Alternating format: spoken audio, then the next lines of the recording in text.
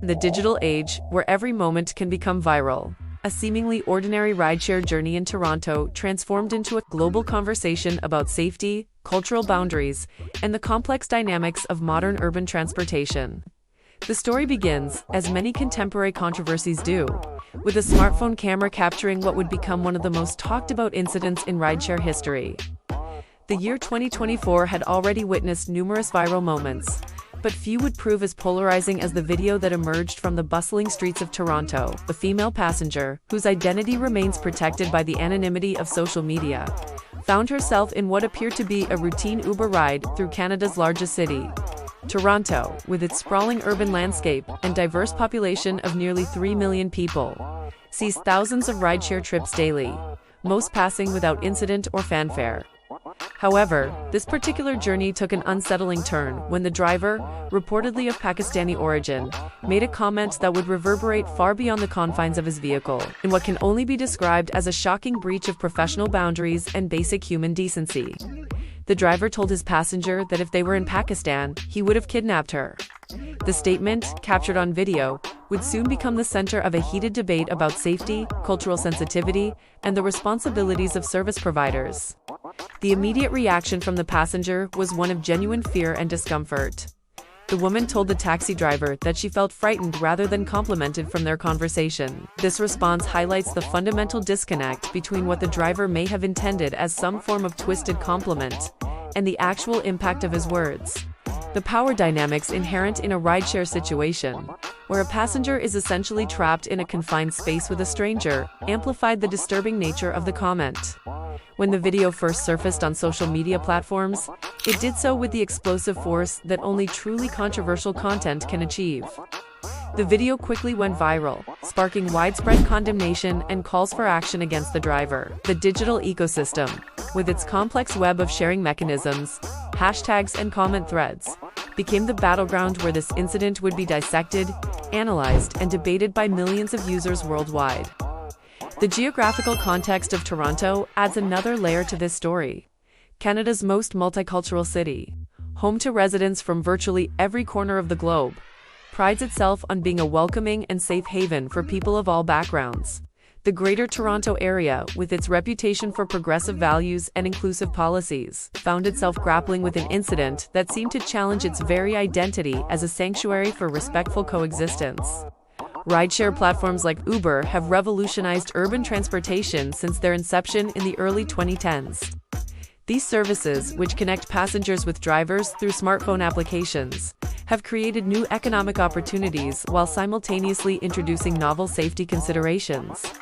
The traditional taxi industry, with its regulated licensing systems and established oversight mechanisms, gave way to a more flexible but potentially less controlled environment where interactions between strangers occur daily. The cultural dimensions of this controversy cannot be ignored, as they form the backdrop against which the entire incident must be understood. The driver's reference to Pakistan, whether intended as a hypothetical scenario or a reflection of perceived cultural differences, immediately introduced questions about cross-cultural communication, stereotypes, and the responsibilities that come with representing one's heritage in a foreign country. Immigration patterns to Canada, particularly from South Asian countries like Pakistan, have created vibrant communities that contribute significantly to the nation's cultural mosaic. The digital response to the video revealed the fractured nature of online discourse in the 21st century. On platforms like Reddit, Twitter, and Facebook, users found themselves divided into distinct camps. Some defended the driver, arguing that the clip had been taken out of context, that cultural misunderstandings were at play, or that his words were misinterpreted attempts at humor or flirtation. These defenders often pointed to language barriers, cultural differences in expressing compliments, or the possibility that the situation had been manipulated for viral content. Conversely, a significant portion of online commentators condemned both the driver's remarks and what they perceived as inadequate consequences for such behavior.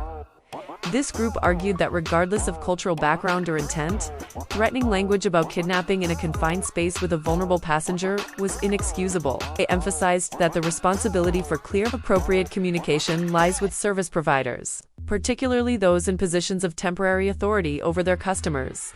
The passenger's response throughout the exchange also became a subject of scrutiny and debate. Some critics argued that her reaction at the end of the conversation was dismissive or harsh, failing to acknowledge potential cultural misunderstandings. Others countered that her response was entirely appropriate, given the threatening nature of the driver's comment, and that she had every right to express her discomfort and fear without being expected to educate or excuse the person who had frightened her. The incident highlighted broader concerns about safety in the rideshare industry, particularly for female passengers.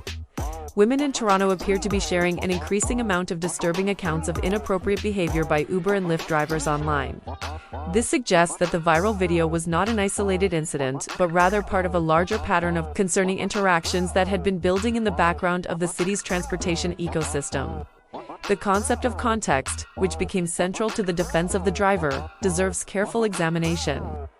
Context in communication involves not just the words spoken, but the environment in which they are delivered, the relationship between speakers, and the cultural frameworks through which they are interpreted. In a rideshare situation, the context includes factors such as the enclosed space, the professional service relationship, the vulnerability of the passenger, and the power dynamics inherent in the driver-passenger interaction. The aftermath of the viral video raised important questions about accountability, education, and the role of technology platforms in moderating behavior. Rideshare companies, which operate through sophisticated algorithms and rating systems, found themselves confronting the limitations of technological solutions to fundamentally human problems. The incident prompted discussions about driver training, cultural sensitivity programs, and the mechanisms through which companies respond to serious misconduct allegations.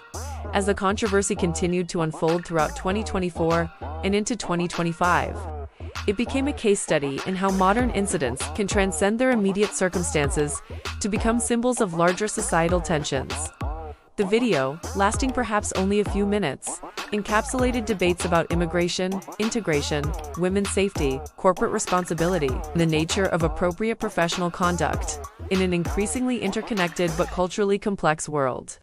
The story serves as a reminder that in our digital age, every interaction has the potential to become a public referendum on the values we hold and the society we choose to build together.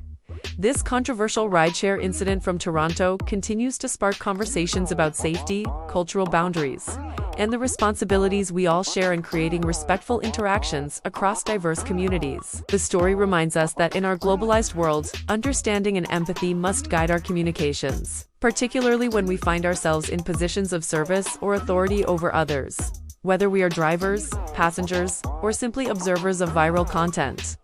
We each play a role in shaping the kind of society we want to live in. If you found this deep dive into one of 2024's most controversial viral moments thought-provoking, please consider sharing this video with your friends and family to keep these important conversations alive. Do not forget to subscribe to Wes's Best for more in-depth analyses of the stories that shape our world. And hit that notification bell so you never miss our latest content. Together, we can build a more informed and understanding community, one story at a time.